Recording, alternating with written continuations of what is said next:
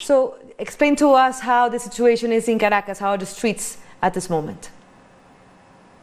Well, currently it appears that in the east of the city, Juan Guaidó and Leopoldo Lopez, who was released by rogue elements of the SEBIN from his house arrest status, are rallying supporters in Altamira Plaza, while other supporters seem to be, who are armed, are attempting to breaking down the parts of the security barrier surrounding the Carota Air Force Base, also in the east of Caracas. Meanwhile, in the west of Caracas, government supporters, Chavistas, are rallying in the thousands in support of President Maduro. So, Lucas, it is not the first time that something like this happens. We saw that before when Colombia and the U.S. tried to enter supposed humanitarian aid into Venezuela, and they had this standoff between members of the military and the opposition supporters. How do you see this developing through the day? It seems like the opposition and Washington is following the same script that we saw in action on February 23rd, when the opposition attempted to force humanitarian aid into the country and torched the trucks which they claimed was carrying that aid and blamed on the government. Similarly, there seems to be an effort to stage this media spectacle, to stand up with the government and provoke President Maduro to arrest Juan Guaidó and Leopoldo Lopez and the other opposition supporters, and thereby give Washington a casus belli, a justification for military intervention in the country. But as of yet, there has been the Maduro government and the armed forces have refused to take the bait, and there are no signs of fissures within the armed forces.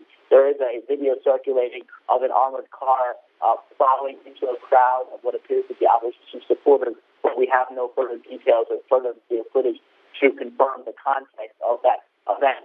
And recall that it could very well be soldiers loyal to President Maduro, but it also could be rogue elements of the military. We don't know. Recall that on February 23rd, three mutinous soldiers commandeered two armored cars and drove them into the Simón Bolívar bridge, into the security barrier, and nearly killed a photojournalist and injured numerous other civilians.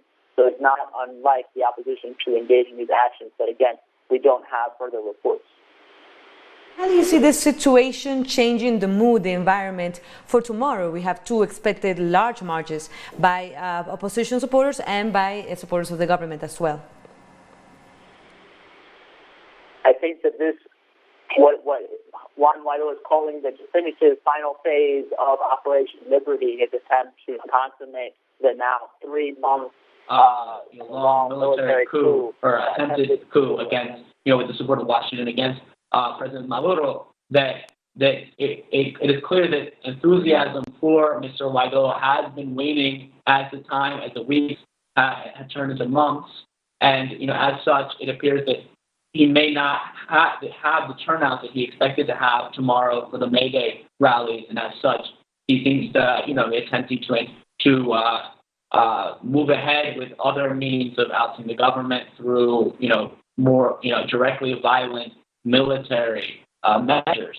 But it remains to be seen what will happen tomorrow, how the rest of the day will play out. But we can say with certainty as of now that the military high command remains loyal to President Maduro, and there are no signs of fissures.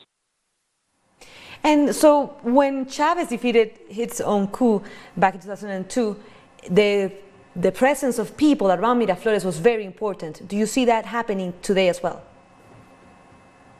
You definitely see thousands of Chavistas and government supporters rallying at Miraflores, like you did see in the day on April 13th in 2002. We don't know the exact numbers that are there. Diosdado Cabello, the president of the National Constitutional Assembly, was addressing the gathered supporters there just recently and called today a popular victory against his latest effort to oust the Maduro government.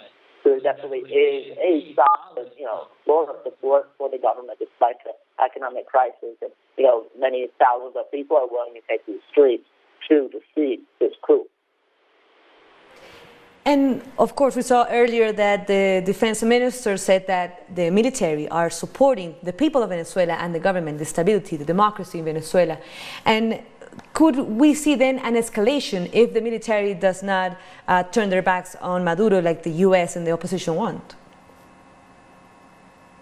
Indeed, it appears that Washington's communicational strategy of carrots and sticks, one day promising to send Maduro and all of the military commanders loyal to his presidency to Guantanamo Bay to be tortured, and on the next day, Marco Rubio, John Bolton, trying to bribe them into supporting the U.S. And remember that this is an opposition, a U.S.-backed opposition that has for 2 decades demonized the Venezuelan military. Remember that Hugo Chavez came from the ranks of the military. They are using racist monikers, calling Hugo Chavez a monkey, etc., and also attacking in numerous violent outbursts of anti-government protests, attacking military officials, killing them, using all kinds of methods which in any other country in the world would be repressed with violent force. If you were to, in the United States, attack an air base, you might be gunned down in the street, if not go to jail for the rest of your life. But you do not see that occurring in the streets of Caracas. Affect the already beaten up economy by U.S. Intervention and by U.S. sanctions against Venezuela? Could the whole situation happening today affect it even more? Indeed, we've seen that the U.S. role in this is very clear, with Mike Pompeo issuing his full support for Operation Liberty, as this is being called, and likewise, Mike Pence, John Bolton coming out to support this. So the U.S. hand is very clear, not just in the public support and diplomatic support for Guaido, but also the moves by them to transfer the assets of the Venezuelan nation to this self-proclaimed president who stood up in a plaza on January 23rd and swore himself in without any apparent constitutional legitimacy. And likewise, the real threat of military intervention that the United States has been reiterating.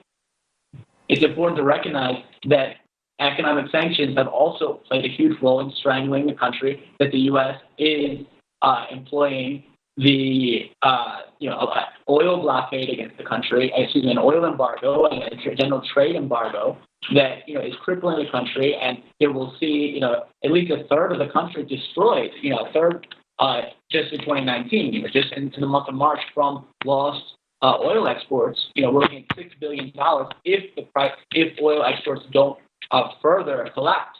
That's a massive blow to Venezuela's economy. So it's clear that the United States is bent on bringing the people to their knees, starving the people until Maduro falls.